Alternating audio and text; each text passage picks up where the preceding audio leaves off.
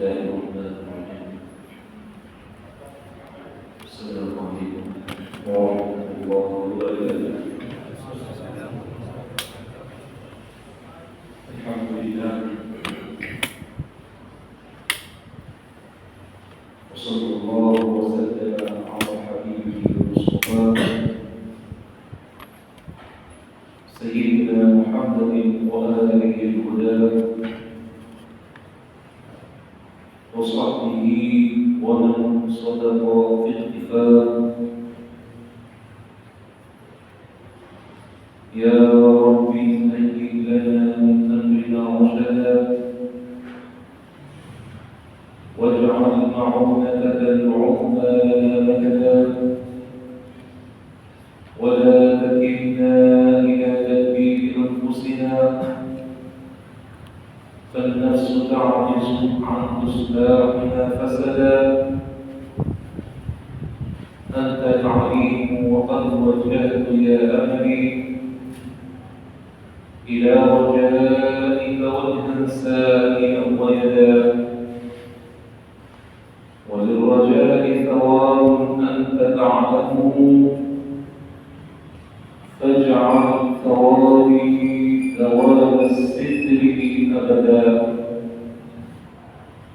رب اشرح لي صدري ويسر لي أمري واحلل عقدة من لساني يفقهوا قولي. سبحانك لا علم لنا إلا ما علمتنا إنك أنت العليم الحكيم. أما بعد، فيقول الله تبارك وتعالى وقوله الحق وهو أصدق القائلين: أعوذ بالله من الشيطان الرجيم، بسم الله الرحمن الرحيم. اقرأ باسم ربك الذي خلق، خلق الإنسان من علق. اقرأ وربك الأكرم الذي علم بالقلم، علم الإنسان ما لم يعلم. صدق الله العظيم. معاشر الحاضرين، ni bahati kubwa sana kwetu sisi kuweza kukusanyika katika sehemu kama hii kwenye wakati kama huu na kwa lengo adhimu kuzungumzia miongoni mwa masaili muhimu hasa talabatul ilm. Maudhui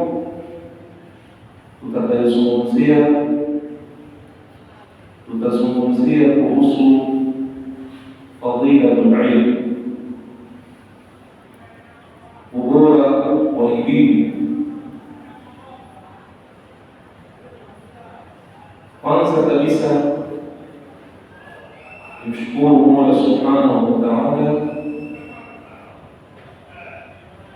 kwa nafasi kama hii kuweza kushirikiana na nyinyi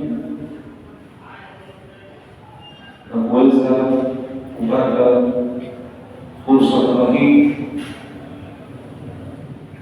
ambapo ni amri niliyopewa ni moja katika walimu zangu, tena mwalimu ambaye kwamba ana aftakhiru bihi wa a'tazzu bihi, fadilatu sheikhina ustadhina wa murabbina الأستاذ القدير سعيد علي حسن، نفعنا الله به وبعلومه في الدارين آمين. Wasinarudi katika kuitika katika wito huu na kufuata amri kama hii, na akapendelea tuzungumzie kuhusu ilmu, jambo kwa ni maudhui tuliyozungumzia katika siku ya jana katika khutba ya Juma, lakini kwa umuhimu wa ilmu na kwa umuhimu wa jambo tukufu kama hili, bali ni lazima kila wakati tukumbushane katika ilmu.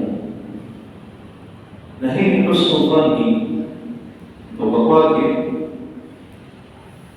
wala haikumaanisha kwamba mimi nafahamu sana wala naelewa sana, bali mimi nikilinganishwa na yoyote katika dini hapa, najitakidi nafsi yangu kwamba sina uelewa wowote, ila ni imtithalu amri, wa imtithalu amri khayrun min sulukillah. معاشر الحاضرين، الطلبة الكرام، موضوع kusalimu ni موضوع hatuna budi kuyaweka nusba ayunina, hasatan tukiwa tuko katika kuitafuta ilmu kama hii.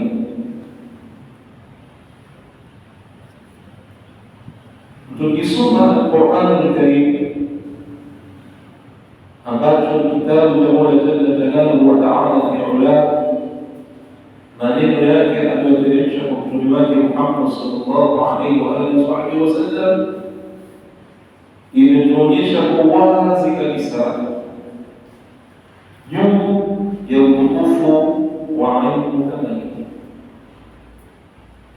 kama tulivyosomewa ayati hapa katika Suratul Baqara, aya zinazungumzia Sayyiduna Adam alayhi salam katika kuumbwa kwake na katika kufundishwa kwake, na alifundisha yeye mwenyewe Jalla Jalaluhu wa Ta'ala fi ula, kama alivyotuambia wa'allama Adama al-asmaa kullaha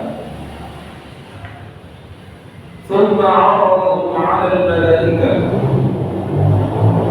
faqala anbi'uni bi asmaa'i haa'ulaa'i in kuntum saadiqiin. Qalu subhanak la 'ilma lana illa ma 'allamtana innaka antal 'aliimul hakiim. قال يا آدم أنبئهم بأسمائهم فلما أنبأهم بأسمائهم قال ألم أقل لكم إني أعلم غيب السماوات والأرض وأعلم ما تبدون وما كنتم تكتمون.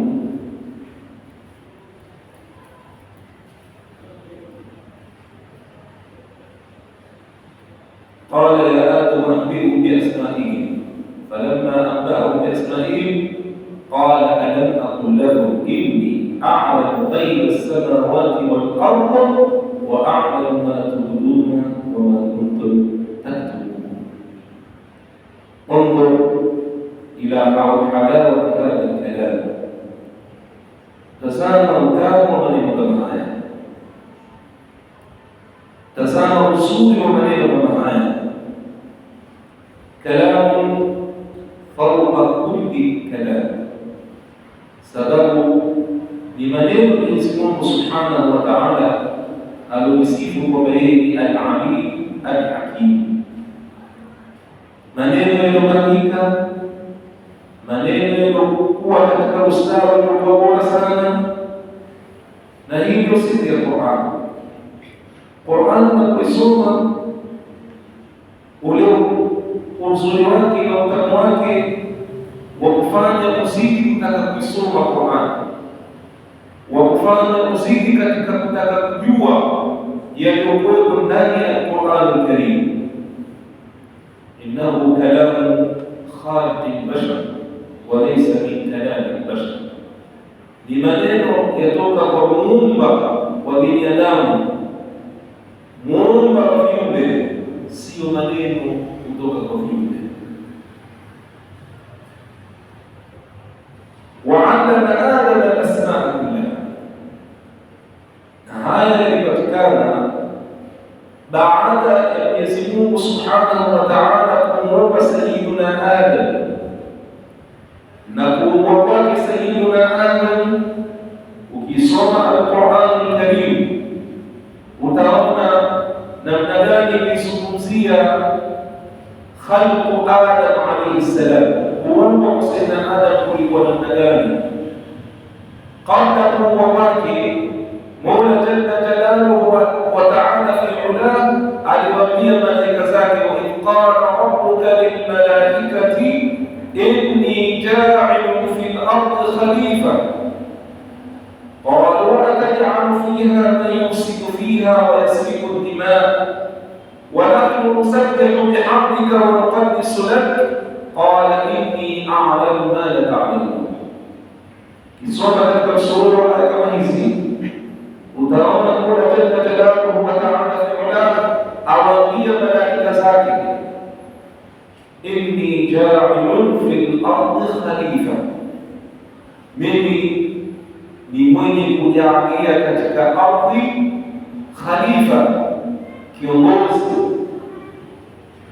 Je, kiongozi huyu atakuwa ni kiongozi tu basi na kuwa na uelewa wowote, au basi na kuwa na kitu ambacho kwamba kitakuwa ni kigezo kikubwa kwa yoyote yule ambaye kwamba atakakuwa kiongozi, mbali na Sayyiduna Adam, kwamba kiongozi atakiwa awe ni mtu wa namna gani? Atuambia Mola Jalla Jalaluhu, inni ja'ilun fil ardi khalifa, ataka kumjalia kiumbe atakayekuwa na khilafatul ardh, uongozi katika dunia kama hii. Mola Jalla Jalaluhu baada ya kumuumba Sayyiduna Adam, na lengo hasa ilikuwa ni kumfanya kiongozi.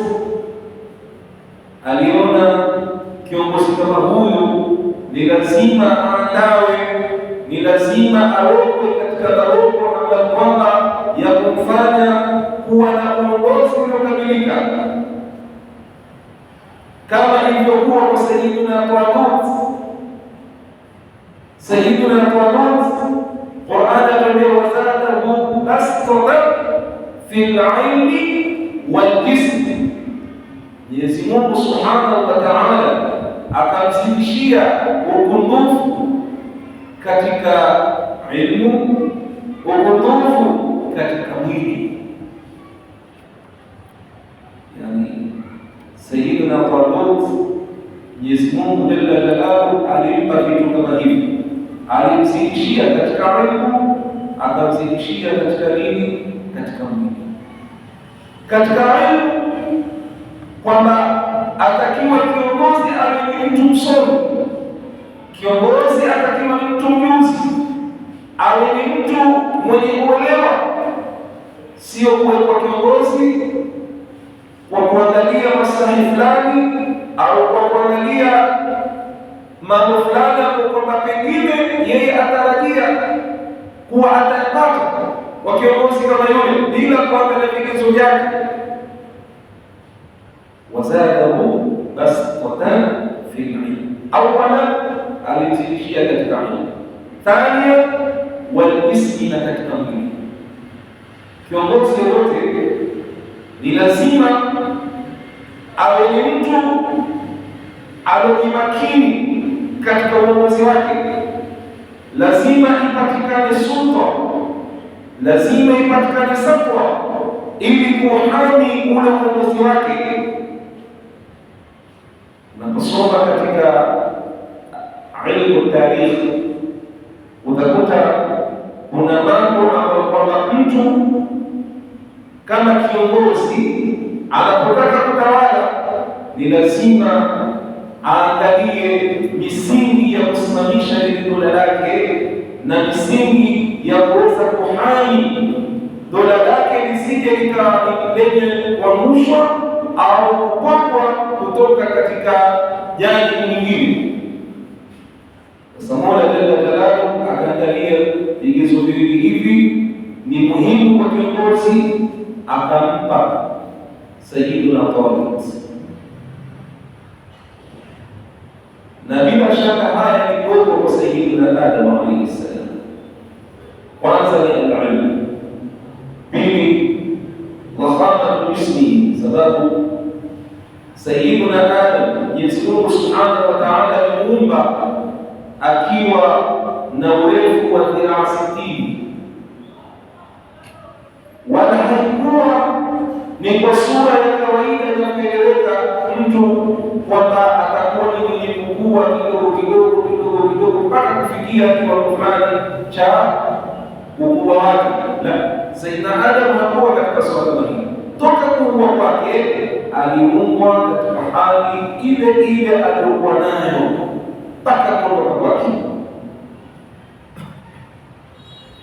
Yule hadithi ya Mtume sallallahu alaihi wa alihi wasallam anasema, inna Allaha khalaqa Adama ala suratihi, inna Allaha khalaqa Adama ala suratihi, Mwenyezi Mungu amemuumba Sayyidina Adam kwenye sura yake namna hiyo. Ukisoma katika neno lingine imekuja inna Allaha khalaqa Adama ala surati Rahman, Mwenyezi Mungu amemuumba Sayyidina Adam katika surati Rahman. Nini maana ya hii hadithi? Mwenyezi Mungu kuumba Adam kwa sura ya Rahman na Mwenyezi Mungu Subhanahu wa Ta'ala, ni kwamba kuna mushabaha, laisa kamithlihi shay'un wa huwa as-sami'ul basir. Qur'ani imekwisha kufunga toka hiyo, imekwisha kumaliza jambo hiyo, na imefanya ihtiras ili mwanadamu asifahamu mafhumi haya ya kwamba Adam ana mushabaha na Mola Jalla Jalaluhu wa Ta'ala fi ula. Lakini japo kwamba hili limeeleza kwa sura hii, kuna baadhi ya watu wamechukua mafhumu kwamba Nabii Adam yuko katika suratul Rahman kufanana, lakini si kwa kaifia kufanana kwa sura hii kwa namna hii, lakini mushabaha yani taswiri iko, hakuna mafhumu kama haya. Na haya nimeshaelezwa na sura waliposema kwamba inna Allaha khalaqa Adama ala suratihi au khalaqa Adama ala surati Rahman, ni kwamba ile idafa iliyokuja hapa ni ya tashrifi. Idafa iliyokuja hapa kutekelezwa kwa Mwenyezi Mungu wa surati ala surati ni ya tashrifi, lakini haijamaanisha kuwa kuna mshabaha wowote au kufanana kwa sura yoyote, bali ni kumaanisha kwamba ile sura Mwenyezi Mungu aliyomuumba Adam ndiyo sura aliyokuwa nayo katika kipindi chote cha maisha yake.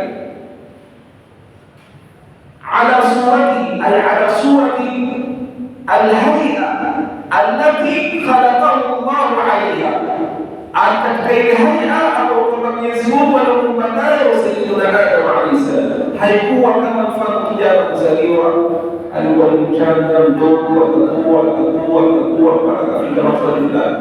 Si katika sura hiyo.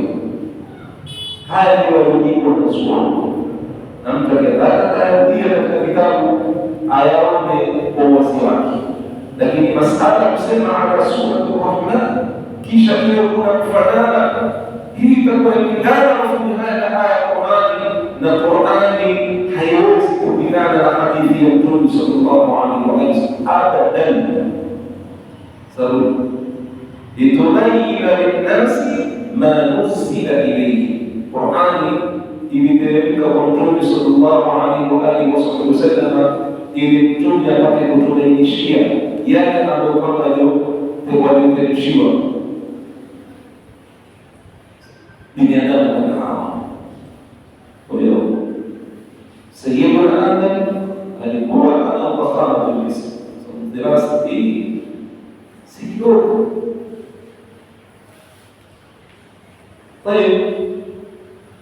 Na ndio pia baada ya hapa akampa na tasqa katika ilmu kama ilivyokuwa kwa Sayyiduna Talut. Maana Sayyiduna Talut tukimlinganisha yeye na watu wake kwa wakati wake alikuwa ameshinda yote, aliwashinda kwa mwili, tena mwili ulisimama imara, mwili ambao kwamba wenye nguvu, hakuna atakayekosadi yoyote mbele yake, na akawa na ziada katika ilmu. Kwa maana kipindi kile chote kukawa hakuna yoyote aliyekuwa ni mwenye kumfikia licha kumzidi Sayyiduna Talut katika ilmu.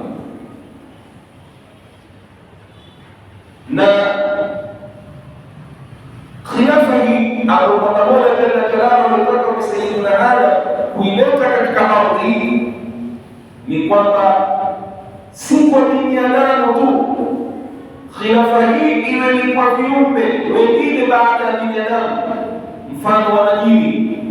Sababu kabla kwa Sayyiduna Adam hii ardhi ilikuwa imetawaliwa na viumbe wengineo kadha wa kadha, lakini kukapatikana ufisadi, baadhi ya wengine kuwa dhulumu wengine, baadhi ya wengine kuwa nyanyasa wengine.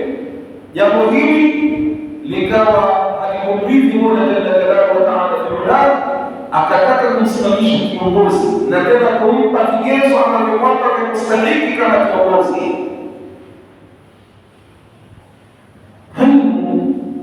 Maashara al-ikhwa, ni kitu ambacho kwamba chamfanya mwanadamu kupambanikana na kiumbe kingine, chamfanya mwanadamu kutofautiana na jinsi nyingine.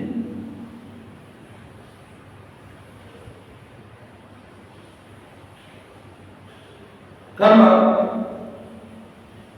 ilivyoeleweka katika Qur'ani na katika hadithi za Mtume sallallahu alaihi wasallam, Mwenyezi Mungu na mtume wake Muhammad sallallahu alaihi wasallam wametuonyesha katika umuhimu wa mtu kusoma.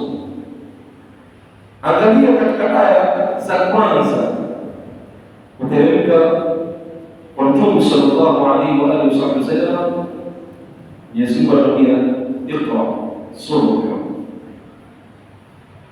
Jambo la kwanza katika wahi kuteremka kwa Mtume sallallahu alaihi wasallam, aamrishwa Mtume kusoma. Tena aamrishwa akiwa na umri wa miaka mingapi? 40 sana. Mwanzo akiteremshia Qur'ani ya kusoma,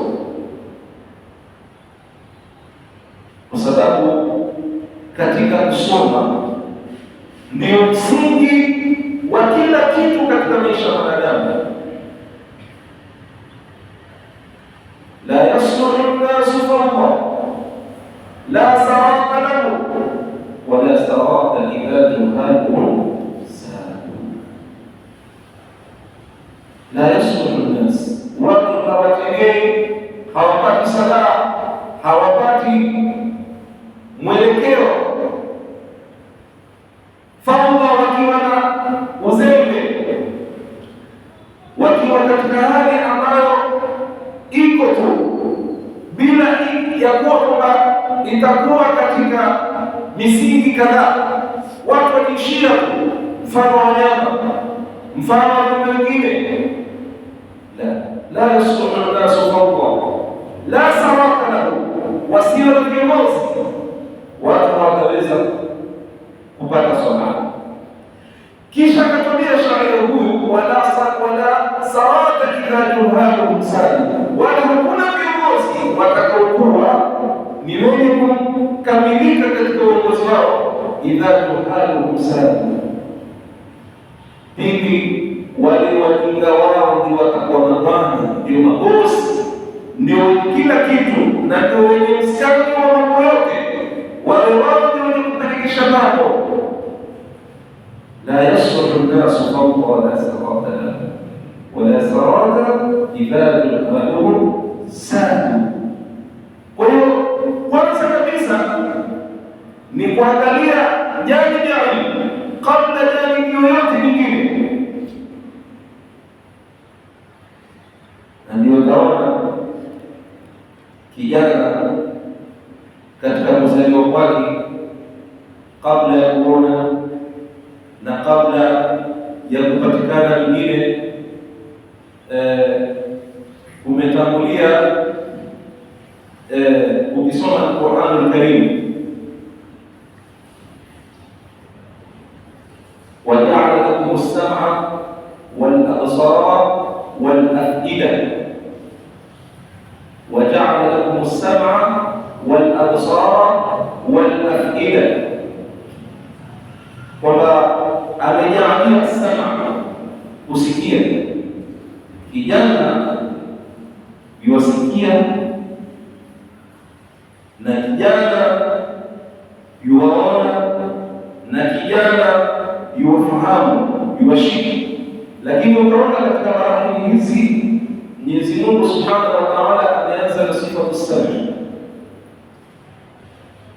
waja'ala lakum as-sam'a wal absara wal af'ida. Na kijana kabla ya kuzaliwa wataallam wamethibitisha kwamba al-janin yatakallam wa yataallam, kijana akiwa tumboni yatakallam wa yataallam, yuzungumza vipi? Kijana tunajua akishazaliwa yeye ni kulia. Sasa kabla ya kuzaliwa yuwazungumza namna gani? La, kuna lugha kwamba kijana azungumza na kuna lugha ambayo kijana aelewa. Ndio utaona hata wazungu katika bibi akiwa mjamzito kumpapasa yule kijana katika tumbo la yule mama na kuzungumza naye na yani kumwelezea kumwelezea kama tunavyoona, yani si mambo bure, wala yale mambo si kwamba mambo hayana msingi. Haiwezekani mtu akazungumza na jamii yataka aelewa afahamu, lakini kwa sura ya kipekee hapo kwamba ni tofauti na ile ambayo sisi tulielewa. Na anapokuwa mathalan kijana yule yomsumbua mama katika ujauzito, baba pengine akashika mkono akashika tumbo kuzungumza naye, usimsumbue mama wala usiwe ni mwenye kumtesa mamako. Kijana yule usikie lugha na aacha kitu kingine. Subhanallah. Kwa hiyo ile sifa ya kuelewa ni kitu kiko katika dini ya insania kabla alwilada, kabla kuzaliwa ni kitu kiko, lakini lazima kipitie katika marahili kama haya. Waja'ala lakum as-sam'a, kwanza ni kusikia, kijana yusikia katika tumbo la mama, wal absara, na kuona. Ana mambo ambayo kwamba aonyeshwa katika lile tumbo la mama kabla kuzaliwa. Maisha yote utakayoishi katika ulimwengu huu umekwisha kuonyeshwa katika tumbo la mama, toka kuzaliwa kwako mpaka kuondoka kwako, kuonyeshwa haya. Lakini sasa huelewi tena kwa vile namna ulivyoonyeshwa, kutofahamu. Sasa ila wataalamu kuna sura fulani ambayo kwamba waieleza mwanadamu katika kuishi kwake, kutokea siku nyingine akaona kwamba pengine ametembelea sehemu fulani, lakini akahisi sehemu kama hili ni si mwanzo kutembelea hapo, na pengine ndio ndio mwanzo kutembelea sehemu kama hili, lakini katika fahamu yake afahamu kwamba hapa si mwanzo ni kufika. Hii imekuja kujaje tena, si kwa binadamu fulani kinyume na wengine, ila kwa bishana wengine huwa wana uoni wa hali ya juu zaidi kuliko wengine. Yaani hii huwatokea namna hii.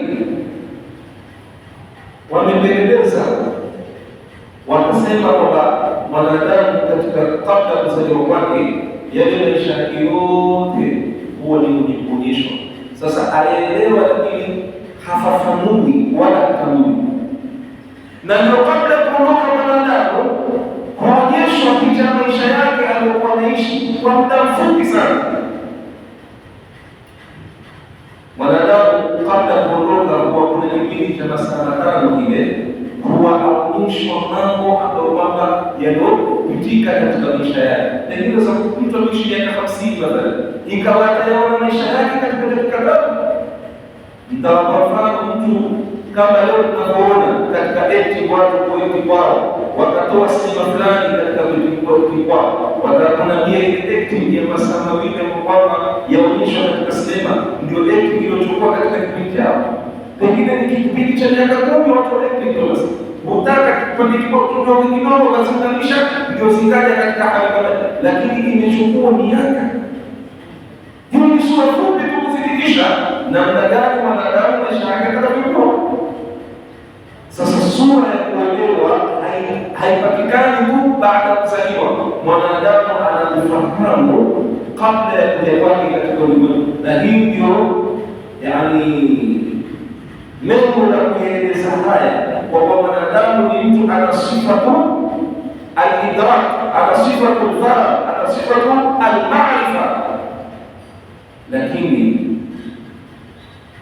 kwa atakapofahamu huu ni lazima baada ya kuzaliwa awe ni mwenye kusoma, awe ni mwenye kutafuta elimu ambayo kwamba itakuwa ni yenye kumsaidia katika maisha yake.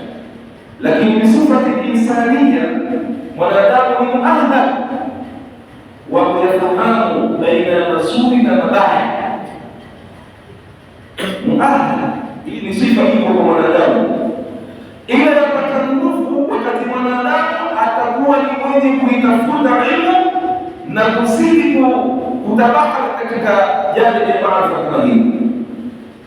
Ndio inna hadainahu sabila au wahadainahu najdain, tukamwongoza mwanadamu njia mbili, ambayo ni njia ya kheri na njia ya shari, njia ya haki na njia ya batili.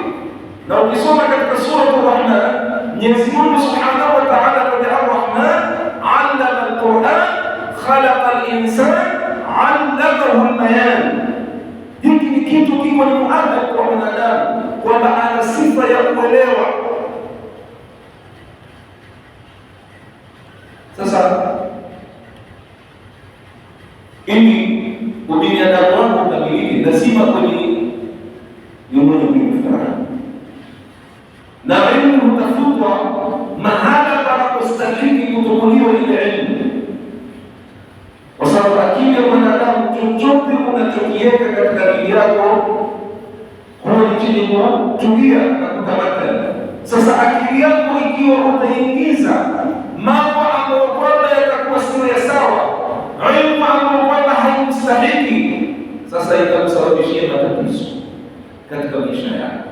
Sasa hata katika kutafuta elimu pia waambiwa utafuta elimu pale mahali ambapo kwamba wanaona hapo mimi nastahili kutafuta elimu. Sababu al-insan mutaathirun au ni ibnu bi'atihi, al-insan ibnu bi'atihi, mwanadamu ni kijana cha mazingira yake. Kijana cha mazingira yake vipi? Bimaana huathirika sana na mazingira namna anavyokwenda na kupita katika maisha yake. Anapokuwa katika mazingira mazuri, misingi mizuri katika mazingira yale, basi kijana huyu hushika mwelekeo ule. Ndio kuna msemo la yashqi jalisuhu, kuna watu ukiketi nao shaqa hukuepuka wewe, hata kama ulikuwa nayo lakini itakuepuka. Na kuna watu kinyume chake, ulikuwa na saada ukaketi na watu ambao kwamba hawana saada wala shaqa, ile saada umeenda. Uliona wapi sehemu moja kwenye maji na moto zikakilikana na sote zikafanya kazi? Lazima ima maji yatashinda moto au moto utashinda maji, lakini haziwezi kuwa kila kimoja kitakuwa na hao upande wake. Ukitangamana na wale ambao wamelewa utakuwa katika wewe, ukitangamana na wale ambao utakuwa katika wewe. Wahakadha al-insanu ibnu bi'atihi. Sasa hata katika kuitafuta ilmu, hutakiwi kuitafuta ilmu popote, kwa sababu ilmu ni kitu sharifu, kitu ashraf min jamii al-ashya. Kwa hiyo lazima ukiende mbio na ujipinde katika kuitafuta ilmu. Mtume sallallahu alaihi wasallam anatuambia, innama hadha al-ilm dinu fadhuru amman ta'khuduna dinakum. Hii ni dini, hii ni halikasi nyingine, ni dini. Basi tazameni, angalieni ni kwa nani mtachukua dini yenu. Walillahi alhamdu. Walikusudia maeneo haya kwa ajili ya kutafuta ilmu, ni wapi ishara muko mahali sahihi, muko mahali mwafaka, mahali ambapo kwamba ni mahali pake katika kuitafuta ilmu. Na ilmu utafuta wote. Na Mtume sallallahu alaihi wasallam anatuambia, utlubu al-ilma walau bis-sin. Hadithi hii japo si sahihi, lakini sahha maana, japo kwamba haikusihi katika sanadi yake na mapokezi yake, lakini sahihu maanahu, maana yake ni sahihi kabisa. Itafuteni hii ilmu japo mchina, yaani mtu asiangalie umbali wa masafa katika kuitafuta ilmu, asiangalie umbali wa mji na eneo hapo kwamba alikuwa nayo ni mbali na pale. Unao uwezo wa kufika kule kwa ajili ya kutafuta ilmu, nenda tena ujitolee kwa kila kitu chako. Wangapi na wangapi ukisoma taarifa zao, wengine wamefika safari kwenda kutafuta hadithi moja mwezi mzima. Jabir bin Abdullah al-Ansari alifunga safari mwezi mzima kwenda kutafuta hadithi moja, ambapo hadithi hana alifahamu, na akasikia kwamba kuna mtu ambaye kwamba ana hadithi yuazipokeza, yeye akafunga safari. Sasa wewe kama hadithi ambayo mimi sitaijua mwezi mzima kwenda kuitafuta hadithi moja. Leo hii mmepata mangapi? Umestafidi na mangapi katika chuo kama hiki?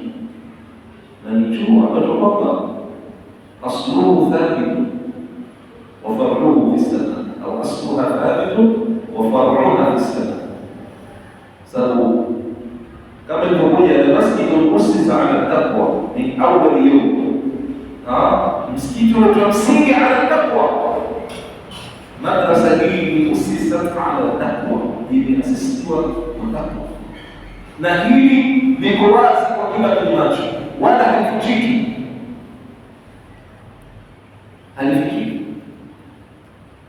Kumetoka wangapi na wangapi ambao kwamba ni mfano katika mshtama,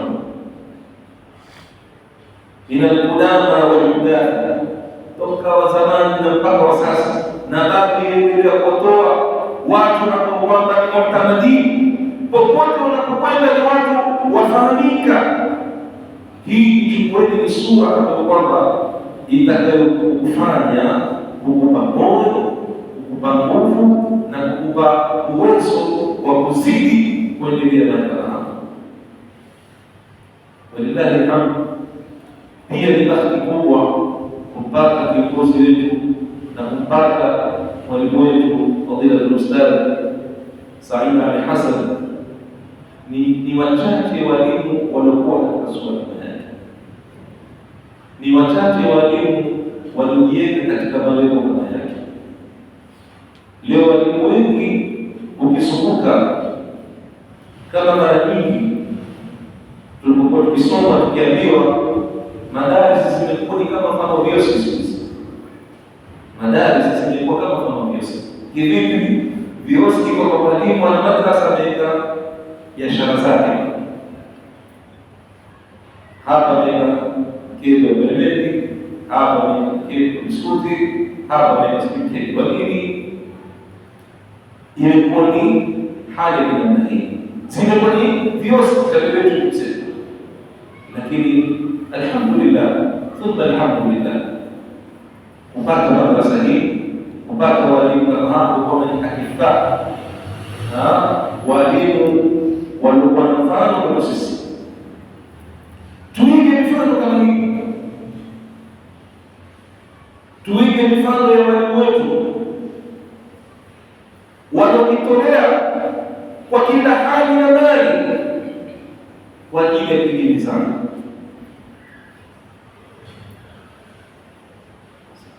Mimi kwa hakika nilipokuwa katika kusoma kwangu, wallahi nilishuhudia shekhe langu akisomesha ina alfajr kutoka alfajiri mpaka saa 4 za usiku alisoma. Toka wanafunzi ni wajini mpaka kwenda bodi na kuendelea.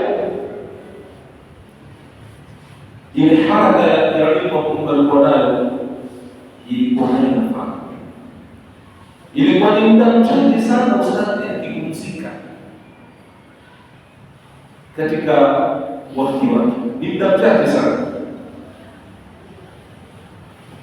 na akiacha mambo ya wajibu yake kwa ajili ya kusomesha, akiacha mambo ya dharura yake kwa ajili ya kusomesha, na ndio natija ikaonekana. Haya yote hayakuwa ni kwa sura tu imejitokeza tu, lazima kuna haiwezi kupatikana natija kabla kupatikana mukaddima. Haiwezi, kama tunatumia ulama wa mantiq, hakuna natija yoyote itapatikana kabla ya mukaddima. Hii natija kwa sura kama tuliona wanafunzi mashaallah, pengine amekuja ni mwaka mmoja miaka miwili, ameonekana ni tofauti kabisa kipindi chache kama hiki, na akatoka na wanafunzi mwingine. Leo kule ni mwaka mmoja miaka miwili kutoka kusahili, wala kuwepo katika miaka 5, 10 na kuendelea, wako katika sura gani?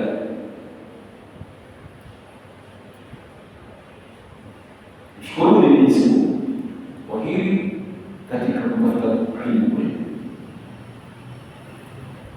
Na ilmu kama nilivyosema, inna hadha al-ilmu dinun, kama alivyotuambia Mtume sallallahu alaihi wasallam, fandhuru amma ta'khuduna dinakum. Hamjakosea, ni chaguo sahihi ambalo kwamba mlichagua kusomea hapa. Wa ubashirukum bihadha, na wabashara kwa hilo. Sababu lazima kuipokea ilmu bisanadi al-muttasil ila Rasulillah sallallahu alaihi wa alihi wasallam. Ina ilmu yenye sanad, na nyinyi mwapokea ilmu yenye sanad. Hapo ndipo mwapokea ilmu yenye sanad. Sasa si mtu tu alokurupuka kufundisha hana msingi. Na siri ya ilmu iko katika ile itisali ya mashaikh waliosoma kutoka kwao. Kwa sababu ikiwa imeanza kutoka kwa Mtume sallallahu alaihi wasallam, ikaja kwa masahaba, ikaja kwa tabi'ina, ikaja kwa tabi'in, wa hakadha mpaka kufika kwa sisi, na bila shaka itaendelea ila ayarifa Allahu al-ardha wa man 'alayha wa khayru warithin. Hiki kitu hakili ni chaguo kabisa. Ile sirru nadhar, siri ya nadhar ambao kwamba imetokana na Mtume sallallahu alaihi wasallam, yasri wa yajri, yaendelea kupatikana na kupita kwa kila atakayeingia katika upande huo. Masahaba walipata sharafu kubwa kwa sababu Mtume kupitia nadhari ya Mtume sallallahu alaihi wasallam, walipata nadhari ya Mtume sallallahu alaihi wasallam.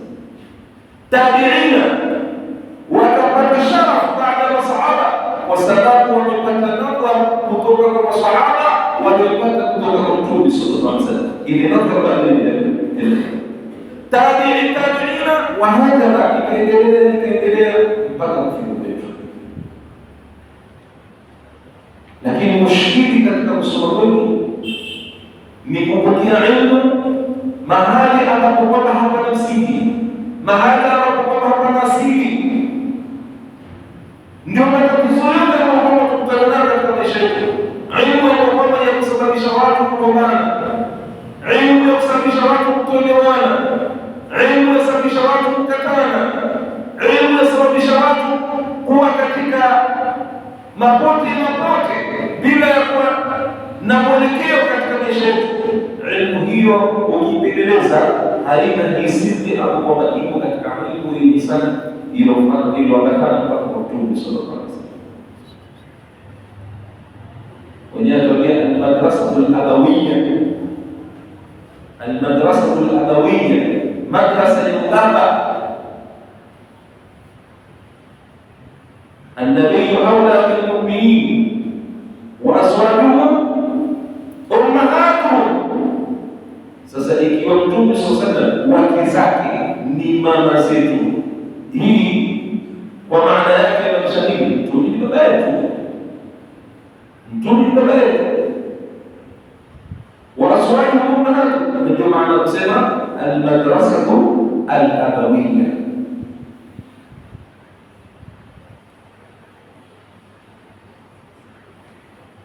Na ilmu yatakadada katika kusoma ili uyapate haya na unufaiki na ilmu.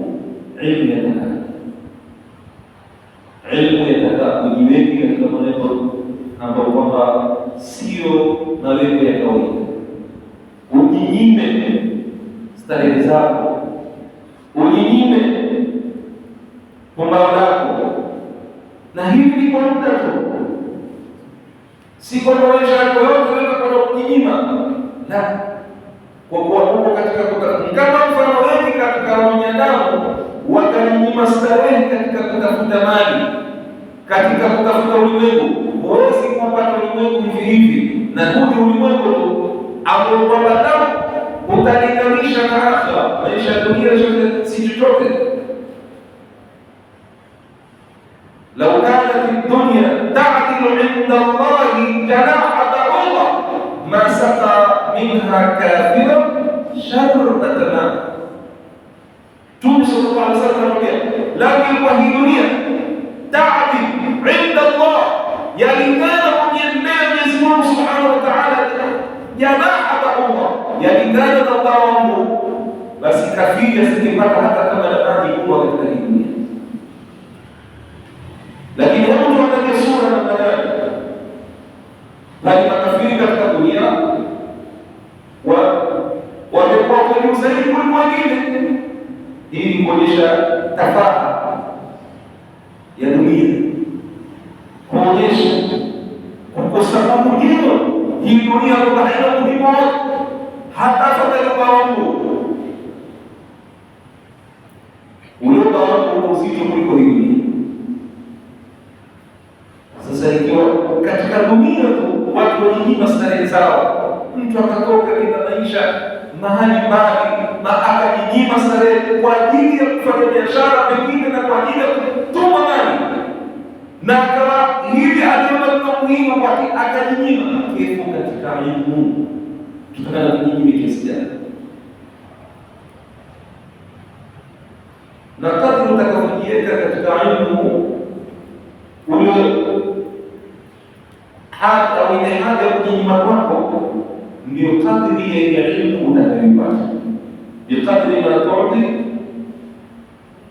ta'khudh, kwa kiasi cha kitu utakachotoa ndio kuchukua. Kile kiasi utakachotoa ndicho kiasi utakachochukua. Ikiwa utatafuta elimu kwa sura utakayoyote, utatoka na elimu, lakini ni elimu hii ndio bali mwingine kufuata inshallah. Elimu ya kupingana na watu, elimu ya kutokuwa na mwelekeo, ambao kwa katika al-madrasa al-iblisiyya, ndio kwa madrasa ibilisi. Kwa sababu hana matendo, ibilisi lazima atafakarishe, ibilisi lazima alete maudhi, ibilisi lazima afanye magumu.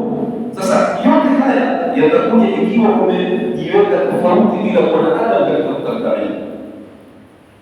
Ukiwasoma sahaba na wengi walikuwa na mbele Mtume sallallahu alaihi wa alihi wasallam, kaanna ala ruusihim tayr, hawatikishiki tadhani katika vichwa vyao wametiwa juni. Madrasa ya Mtume sallallahu alaihi wasallam iliwatoa mfano Sayyidina Abu Bakr as-Siddiq, iliwatoa mfano Sayyidina Umar al-Faruq, iliwatoa mfano Sayyidina Uthman bin Affan, iliwatoa mfano wa Sayyidina Ali bin Abi Talib, iliwatoa mfano wa kina Sa'id bin Zaid, iliwatoa mfano wa Sa'd bin Abi Waqqas, Abu Ubaida Jalal al-Amir bin Jarrah na wengineo katika wale 10 mubashiruna bil janna, masahaba 10 walioshika pepo. Kila mmoja katika wao ukisoma tarehe yake ni makubwa na wanayo wanataka kuelewa walikuwa bila mtuni kaanna ala ruusi tayr. Imsoma tarehe yake ya Imam Shafi'i, kana yukabbilu safahati al-kitab, alikuwa akifungua ukurasa wa kitabu, sauti ilikuwa haitoki mbele shekhi yake. Kile kitabu akifungua ile simundisha, ile sauti za kumundisha. Hakadha Imam Shafi'i.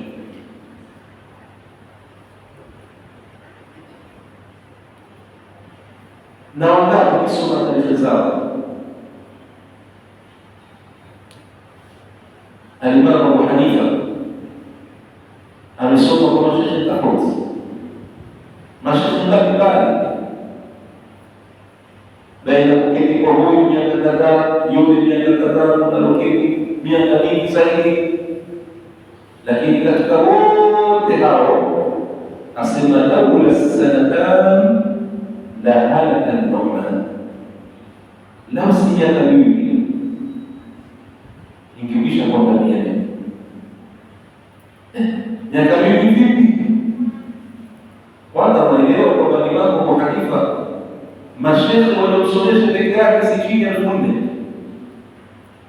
Mashekhe waliomsomesha Imam Abu Hanifa hawapungui 4,000. Ukisoma katika darasa yake, katika mashekhe hawa 4,000 kuna mashekhe 700 ni wa kike tu waliomsomesha Imam Abu Hanifa. Mashekhe wake wa kike, wanawake katika mashekhe zake 700. Akawa ni mtu kama huyo kupiga mfano, anapata tena kuzingatiwa ya kutegemewa yenye wafuasi wengi katika ulimwengu kama huu. Miaka miwili hii alipisha madalala Imam Abu Hanifa alisoma inda Ja'far as-Sadiq. Inda Ja'far as-Sadiq miaka miwili. Ukiangalia tarehe yake katika walimu wake wakubwa waliomsomesha ni Hammad ibn Abi Sulaiman. Hammad ibn Abi Sulaiman amesoma kwake 20 sana, miaka 20. Katika hiyo 20 lakini akamia sanatani, miaka miwili lilosoma kwa al-Imam Ja'far as-Sadiq imeshinda miaka yote ile iliyosoma kwa wengine soka hili. Kwa sababu ya kitu gani? Kwani kuna tofauti gani ya ilmu aliyopokea kutoka kwa hawa wengine kutoka kwa Ja'far as-Sadiq? Je, ni ilmu tofauti? La, lakini ile ilmu aliyopata kutoka kwa Ja'far as-Sadiq alipata ilmu ambayo kwamba ni ya kumwelekeza zaidi kwa Mwenyezi Mungu Subhanahu wa Ta'ala, ambayo tunasema ndio ilmu tasawuf. Hii alipata kutoka kwa Jaafar as-Sadiq. Sasa ile ilmu ichukue, kusanya, utakapokusanya huwa ni a'lamu man fil ardh, nyuzi zaidi kuliko katika watu wa ardhi. Lakini kama ilmu haina tasawuf, ilmu haina akhlaq, ilmu haina mwelekeo, basi huna maana yoyote katika kuwa na ilmu wako. Alipokuwa akhlaqi tu kutoka kwa Jaafar as-Sadiq kipindi cha miaka miwili, ndio wasema ndio sanadani haya. Hata hiyo siku moja Al-Imam Abu Hanifa, kawaida kama ilivyokuwa binadamu, shetani saa nyingine kumshawishi, kumhuri na nini, ikapia katika mawazo kwamba atoke katika halaka yake aende kufungua halaka yake yeye mwenyewe kuanza kusomesha, kuona sasa kishapata maarifa na ujuzi wa kuweza kufanya hivi, wacha mimi niondoke hapa nikafungua tu nitakusomesha. Hali kama hii ilipitia Imam Abu Hanifa, lakini kuna siku aliingia msikitini akamkuta shekhi yake Hamad ibn Abi Suleiman yuko katika swala. Sasa kakete peleleza swala la shekhi yake, yaboni wake, khushu'i alikuwa nayo na utukufu wa ilmu alikuwa nayo, akili ilibadilika. Badala ya kuondoka sasa, ndio aliamua kusiki kwa dini kwake. Hali ya ilmu yataka akhlaq, ilmu yataka mambo mazuri, na usisubiri baada ya kumaliza ndio ujiweke katika mambo mazuri. Mambo mazuri haya kwa mambo utakayojiweka sasa ndio utakapoendelea nayo baada ya kumaliza kusoma. Ndio kile kipindi cha ubarobaro, mtu atakayeapatiliza ubarobaro wake katika mambo mazuri, sababu utakapokuwa katika utu uzima wako utafanya yale hapo kwamba ulikuwa nayo katika ujana wako. Kama yalikuwa mazuri, yataendelea kuwa mazuri vile. Kama yalikuwa mabaya katika ubarobaro, usitarajie kubadilika kwa katika utu uzima. Na hata mtu anakupiswa hana akili tena, tunasikia unamshukia hajielewi kuyafanya mambo kwa leo janani alikuwa akifanya. Kama alikuwa ni mwizi utaona kwa hiki amvika telefoni, si mara mshahidi tena wao sikuonekana hata, lakini kwa yafanya yake yalikuwa katika ujana wake. Yote haya yamekuja kwa sababu ujana alikuwa nao hakuweka katika mambo mazuri. Ndio kaja katika hadithi tulisoma katika kitabu Ayyub al-Walad cha Imam Abu Hamid al-Ghazali. Abu Hamid al-Ghazali takatifu al-Ghazali Ayyub al-Walad ametaja hadithi kwamba Mtume sallallahu alaihi wasallam asema, yoyote atakayefikia miaka 40 maovu yake yakawa mengi kuliko mema yake, ajitaishi katika utotoni. Lakini yakipimwa mambo yako maovu ni mengi na ni makubwa zaidi kuliko mema uliyotanguliza, jitayarishe mapema wewe katika utotoni. Kivipi? Kwa sababu kipindi cha miaka 40 hiki ndicho kipindi ambacho ni muhimu sana mwanadamu kujipinda na kujitolea kweli, ili katika utu uzima wako utakaposhukia sasa na hali ile dhaifu, huku ushajitosheleza kwa mema au kwa mali mengi uliyofanyia, mazuri uliyofanyia, japo hadithi ni msingi, lakini kwa maana pia ni msingi. Maana yake ni sahihi. Wewe utakapofikia miaka 40 ndio utake sasa kubadilika, ndio utake sasa kujinyenyekeza, ndio utake sasa kuingia katika laini. Ni mustahili.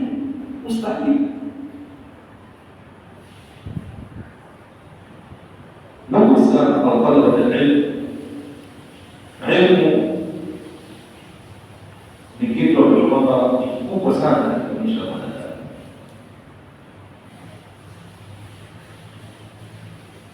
Na kama tulivyoeleza jana kwamba kila mmoja wetu kadri anavyohitajia katika ilmu ni zaidi ya mtu kuhitajia mwenye kiu kuhitajia maji, au yule kuwa ni mwenye kufamaji hadithi yule kuhitajia kuokolewa, au yule ambaye ni pumzi kuhitajia kusaidiwa kwa pumzi yake kama ile, kutafuta hewa safi. Basi kutafuta ilmu ni ahwali zaidi kuliko hilo. Na katika ilmu wanazuoni wametuwekea steji zake zile marahili. Jana tumezungumzia marhalatu samt, marhalatu husni istima', marhalatu jawdati al-hifdh, marhalatu ihtiwai al-ilm, marhalatu nashr al-ilmi wa bathuhu, au marhalatu nashr al-ilmi wa bathihi. Hizi marhala tano katika kusoma kwako jitahidi uongo ndani ya marhala hizi. Kwanza uona sifa samt, ule kunyamaza kuna faida yake, ule kunyamaza kuna faida yake. Mtume sallallahu alaihi wasallam anatuambia swamata naja, yoyote atakayekuwa na mtu na sifa ya kunyamaza huko, yaani wewe وزن الكلام إذا نطقت ولا تكن ثرثارة في كل واد تخطو. وزن الكلام يعني maneno ya pili, idha naqaqta wa kutamka, ukitamka pale ya pili yale maneno na nataka kutamka nini. Wazn al-kalam idha naqaqta wala usiwe tharthara, ni mwingi kwa kurojo warogopa kwa maneno sio mbele na nyuma. Fi kulli wadi takhtubu, katika kila mambo wazungumza yao kwa sawa na kwa ujali, washukua watukana wafanye hivi na hivi, ujali haitakiwi.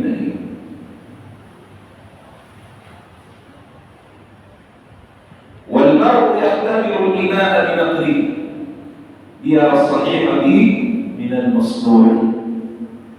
والمرء يختلف الإناء. Mtu siku zote katika chombo akitaka kujua kizuri kibaya kuona ule mpira wake kumfahamisha kichombo kina sifa gani, kizuri au kibaya, ule mlio. Sasa ndio kuzungumza mtu atakuelewa namna ulio kwa yale maneno yako atakayozungumza, yakiwa ni mazuri ni kutafsiri utu wako kwa nao mzuri, lakini kama ni mbaya basi ni kuonyesha kitu mwovu waeleweka kupitia maneno yako. Kwa hiyo sifa samt wasadika mengi.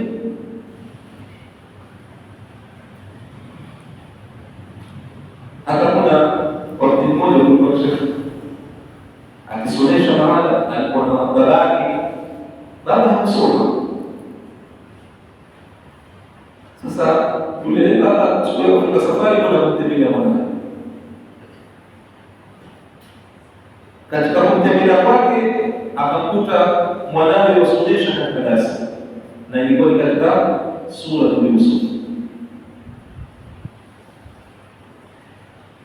Sasa yule baba akamwambia mwanawe, kesho inshallah ukifika, naomba ile darasa lako ulilitoa niendelee na mimi nilitoa.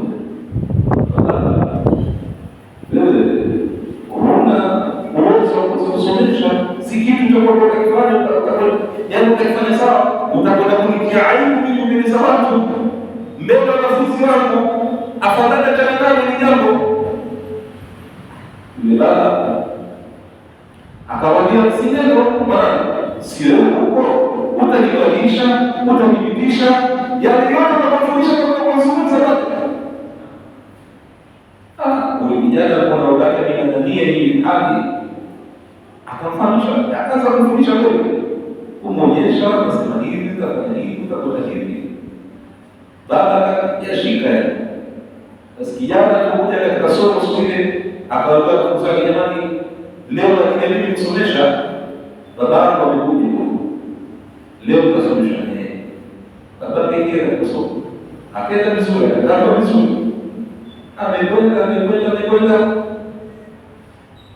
Watarakna Yusufa inda mata'ina faakalahu, hapa ile yambele kauka faakalahu hajui akala nani kamdana yani alokula ni nani. Watarakna Yusuf inda mata'ina, kwenye vyombo vyetu amepumzika pale. Faakalahu, sasa hivi faakalahu kufikiria hiko kitu baadaye ni kipi? Yule bibilia haraka faakalahu nabiyu ndio sasa faakalahu dhibu likatoka faakalahu nabiyu adhibu ni mwitu faakalahu dhibu. Wale wanasema ni mwitu ndugu zake kama Yusuf, lakini huyu sasa akasema faakalahu nabiyu akaenda chui. Sasa hii hali imepelekea kwa sababu ya kutokuwa na sifa kusoma. Bila kama si juzi, lakini utaonekana kwa katika hali juzi ikiwa na sifa kusoma. Basi hata wale wajuzi pia hakuna ujuzi wote ila na sifa kusoma. Wale wajuzi pia wana sifa kwenye basi hapo kwa